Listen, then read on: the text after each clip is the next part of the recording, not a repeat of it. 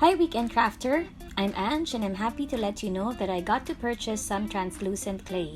As a result, I can finally share with you my soft pastels color recipe. Because of the clay shortage all over the world, it's been extra difficult to get a hold of popular colors, which is why I feel it's so important to know how to mix your own colors. This is a very simple color recipe. Of course, you know that for any pastel color, you would need to add some white to your base color. But to soften the colors, I like adding translucent clay as well.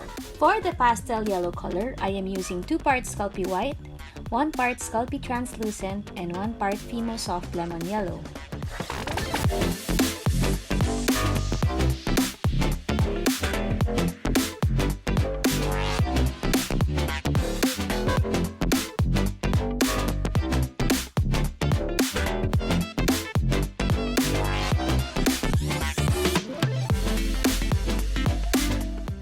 As you can tell, my Fimo clay is very dry. It is quite ironic because this is labeled as soft, but really, it takes a lot of time and patience to condition. This is the reason why I like mixing my Fimo with a polymer clay brand that is a little bit softer like Sculpey.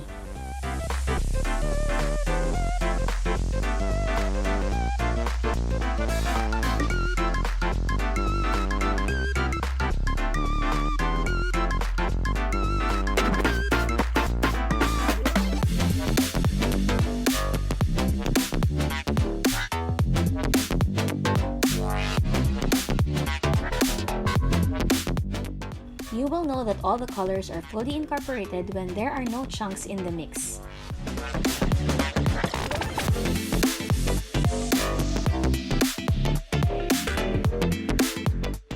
For the pastel blue color, I am using 2 parts Sculpey white, 1 part Sculpey translucent, and 1 part Premo turquoise color.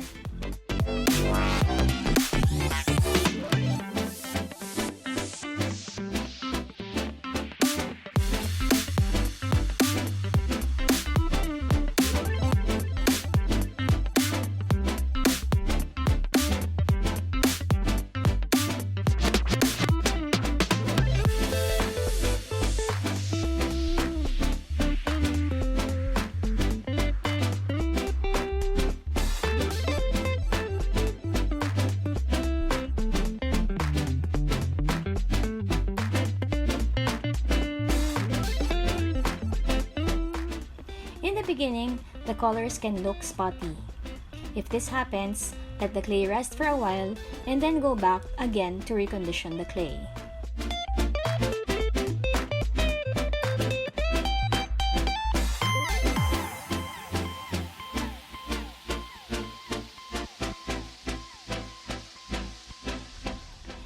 For the pastel violet color, I am mixing 2 parts Sculpey white, 1 part Sculpey translucent, and 1 part Premo violet.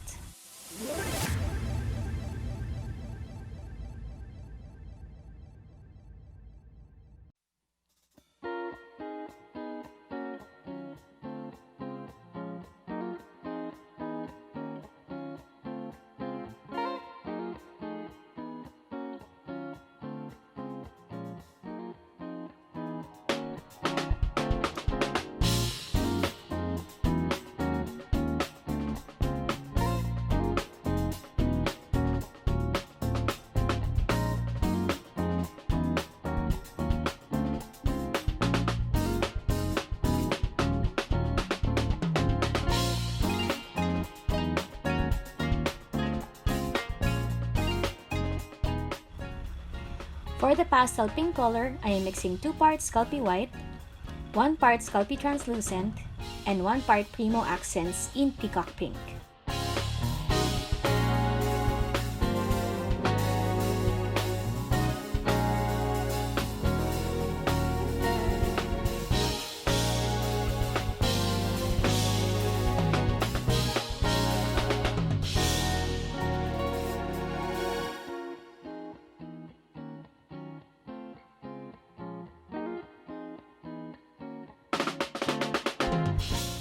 So as you can see, even if your clay is hard or powdery, you can still use them.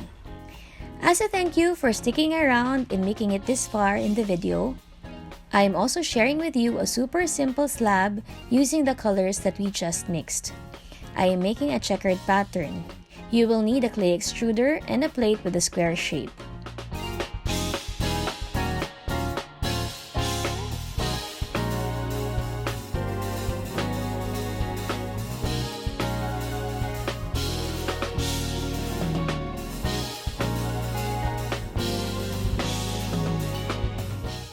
Roll out your clay into a ball that could fit the extruder.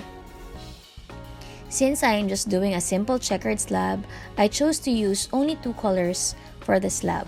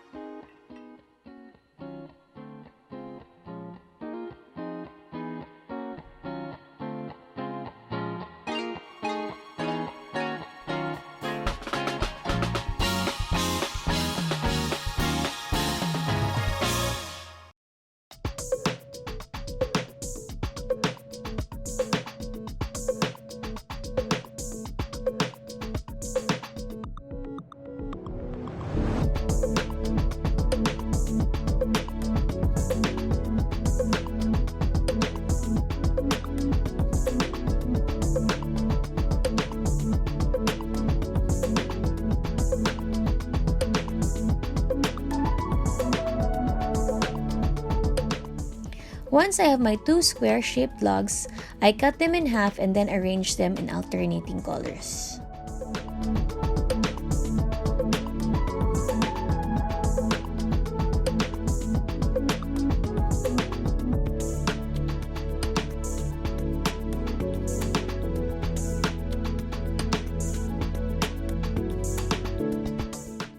If after conditioning your clay becomes too soft, you can leave them in the refrigerator for a bit before using them.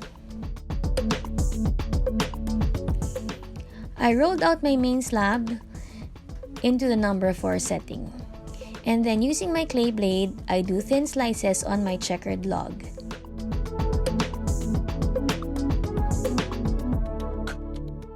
I arrange the cut pieces on the main slab.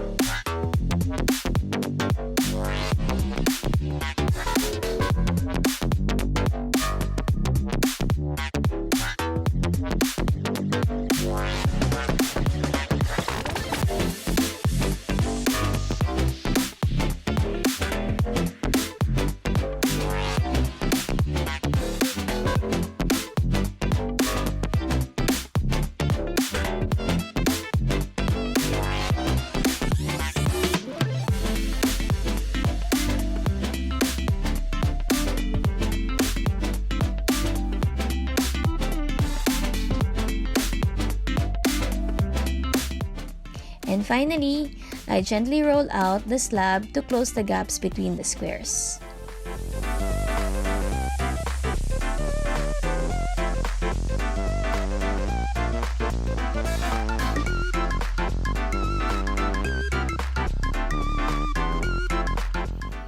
If you have this soft type of plastic, you can lay this on top of the slab before using your cutter to get round edges.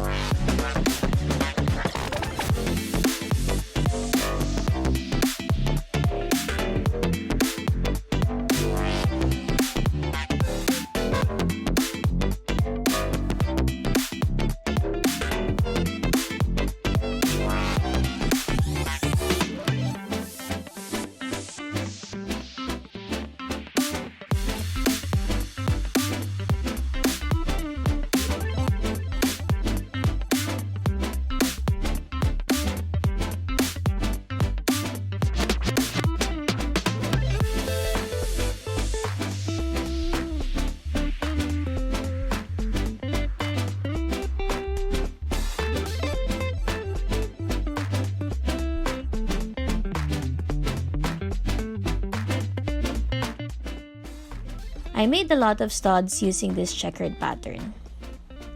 And that is it. I hope that you enjoyed watching this color recipe as well as the bonus slab. Thank you for watching, and if you haven't yet, do consider liking and subscribing to the Craft Time Studio. Have a crafty weekend. Bye!